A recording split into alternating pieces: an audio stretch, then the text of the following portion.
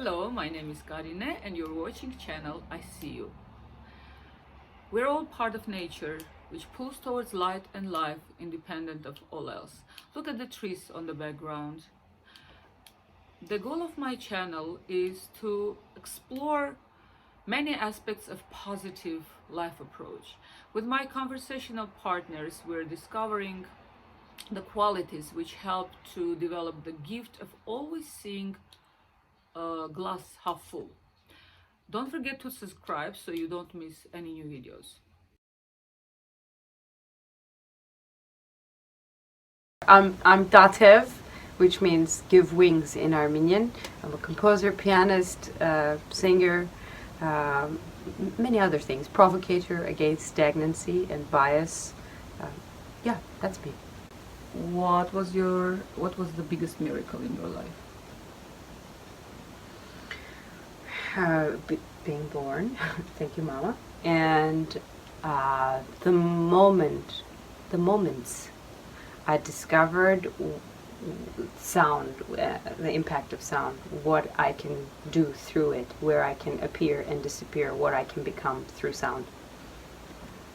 Who do you think you were in your past life or lives? All I can say for certain is that I feel that I was continuous energy throughout all of it, light, some form of light, either in a literal sense or energy sense within a body. I don't know. I must have been some kind of a Napoleonic creature too. I have a feeling like that. Your nickname is Napoleon. My nickname is Napoleon. Given by your sisters. Given by my sister. And I have a picture actually of me on my 26th birthday on a horse that says Little Napoleon. Anyways, yes. Who do you see when you look in a mirror?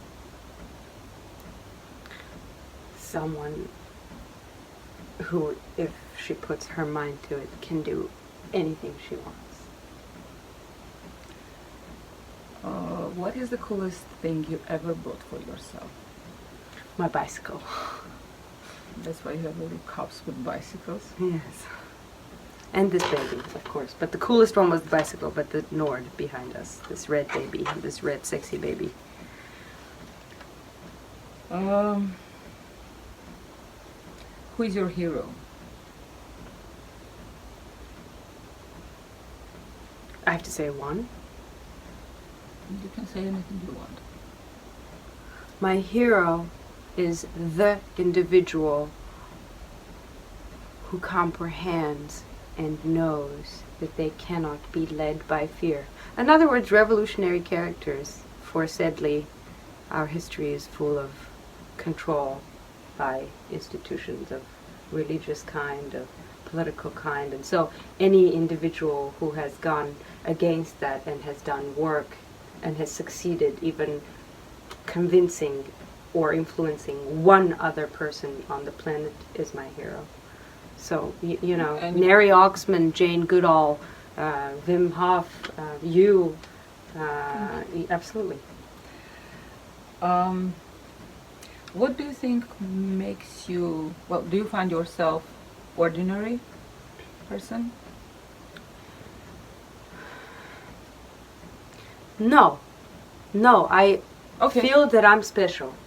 But this specialness, I want to clarify, this specialness doesn't make me have a higher echelons type of vibe in regards to other people. I feel that they also, if they become in tune with themselves, are special and have their own colors. So this awakens no disrespect or lowering eye for other people, but I feel special. We're not trying to be politically correct here and, you know, be modest. I feel special. I feel honest. very, very special. So if you're a special, you feel special. Yes. What is the most extraordinary thing about you? Within you, in you? Mm-hmm. What is the most one thing that you feel is more extraordinary than any other qualities? Yeah. Two things. My being aware and present in the moment, which is directly correlated to the second fact of my noticing things that I often realize a lot of people haven't noticed. It can be a little cat in a windowsill that I walked on a street very fast that nobody noticed, or a cool entrance to a building, or a homeless person that nobody seems to see when he's asking a question, or a variety of things, you know. I notice things. Do you think that ability to notice things, more details than others, somehow has input into your creative process of writing music? I believe so. Oftentimes it's things like that that make me hear or feel something from which I get inspired. Yeah. I believe so.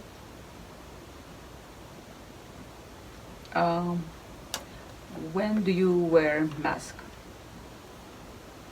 As time goes on and as I become wiser and more comfortable in my skin, in my intellect, in my physique, in my talent, in who I am, less and less faking is required, less and less faking I exude. So lately it hasn't been so much, but I remember that before, through my early 20s, it would be usually with people that I didn't know, who were about to know me, who were getting to know me, and whom usually I wanted to impress somehow, whatever my delusional state the was goal about was the impression. to impress. Yeah, Was it which ever, I suffered from a lot. Was it ever to hide and to be safe, to protect yourself? Was it ever fear that was pushing to? Only in a couple of the couple of occasions related to specifically music and musician scenarios. Usually it wasn't to hide anything, but to exude and show something extra that maybe wasn't there. Does that make sense? Yes. Yeah. So you're saying that quite often, if not most of the time, you feel connected with that channel, with the universe that gives us The centeredness, you do feel that connection. yes. You get that. Yes, being in the present moment, yes, but then there's another level to that, where, for example, I'll tell you, you know of my having, gotten electrocuted and having had the near-death experience, which I did when I was 14. There was a moment in which I felt one with all energy around me. I'm talking about energy that exudes from plants to people to emotions, from the light of the sun, everything. You become melted in that state, and it becomes like it becomes a realm where there's no gravity, there's no sense of time.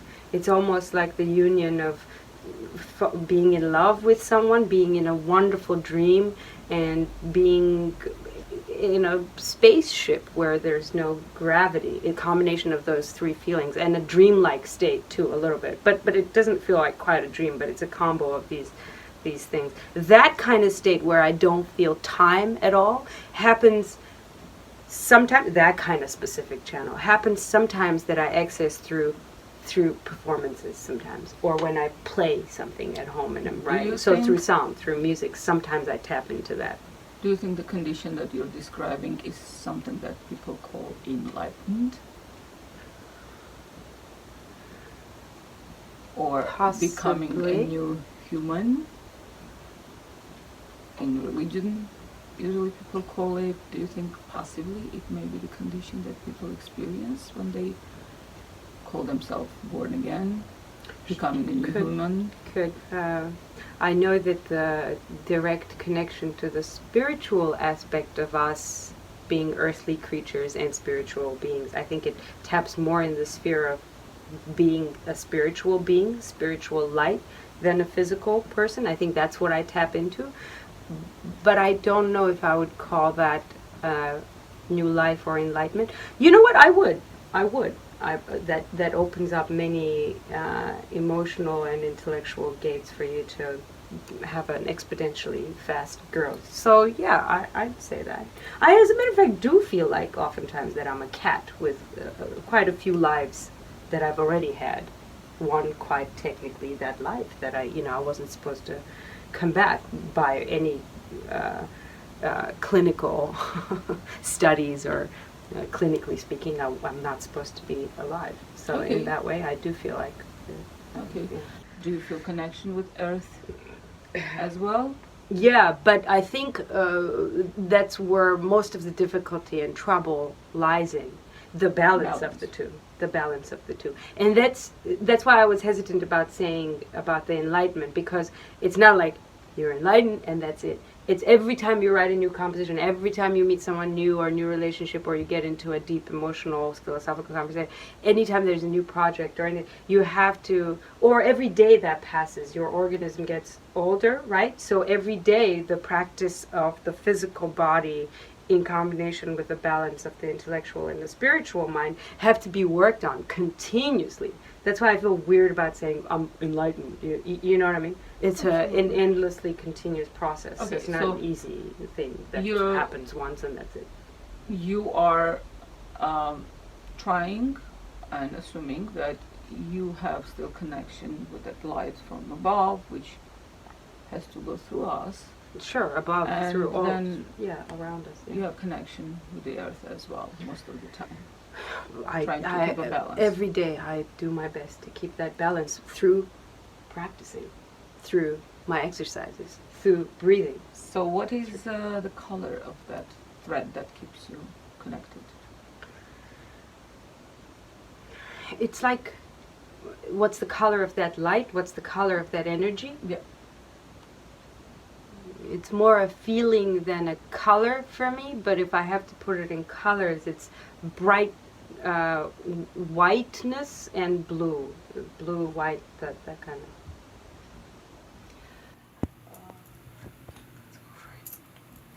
of. Death, for me, is the stagnancy of my mind. So I try to always keep it active by doing all sorts of things. Realizing that there's union among all of us, that we are connected and immensely symbiotic together throughout all that we do on our planet. Yes! I hope this inspires you to find your little passions, to commit to them, to connect with yourself, with each other, and hopefully with me. Ryna.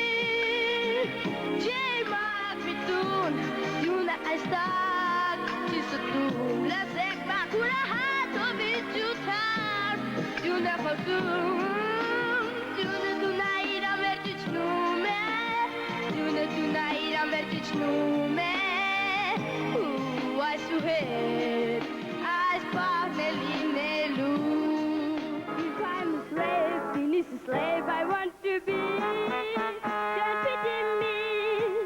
Don't pity me. Give me a little bit. You only let me bow. The midnight, the day will take tomorrow. I know that I'm a savior. He's all that loves me. Oh, he can choose me. That is a fire. I am here now, there am everywhere. You are, we're united. False divisions and fears, they always keep us apart, but we are united. Breathe the air that lights your mind and find your might. You have all to judge.